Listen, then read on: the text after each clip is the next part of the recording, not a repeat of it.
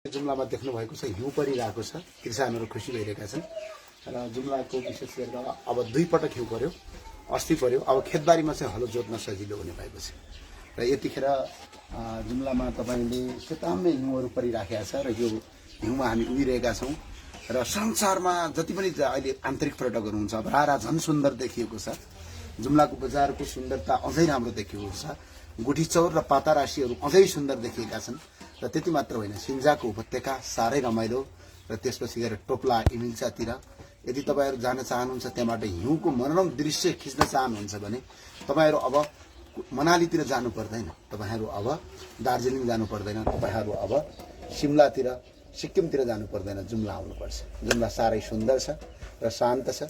अहिले विद्युतको कुरामा चाहिँ हामीले केही पहल गरिरहेका छौं, अझै कार्यक्रमहरू हुँदैछन्। त्यो भएको हुनाले मलाई अहिले सबैलाई मेरो अपिल के छ भने जुम्ला सुन्दर छ र फेरि किसानका लागि अब सबभन्दा यो चाहिँ हिउँ अहिले किसानका लागि चाहिँ यो वरदान भएको छ। किन किसानका लागि वरदान भएको छ भने अब स्याउको जरा जरामा पानी जानुपर्छ।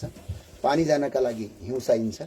हिउँ पानी बन्ने हो। त्यसपछि यदि यो हिउँ नपरेको भए आज किसानको स्याउमा समस्या आउँथ्यो।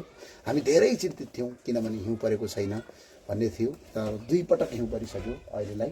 र अर्को कुरा चाहिँ अब जुन गाउँहरू छ, जुन जौहरू छ, यिनीहरुमा चाहिँ फट्याङ्ग्रा लाग्थ्यो। यदि तपाईको हिउँ नभइदिएको भइदिया भए हैन त्यो फट्याङ्ग्रा लाग्ने हुन्थ्यो। अब हिउँ आइसकेपछि फट्याङ्ग्राको पनि कमी हुन्छ, तिनीहरु मर्छन् र अनि राम्रो हुन्छ। र हिउँदे बाली र आलु लगाउनका लागि पनि सारै सजिलो हुन्छ किनकि माटो भिज्छ र त्यो भएको हुनाले सबैलाई जुम्लामा आइदिनमा अपिल गर्छु। धन्यवाद।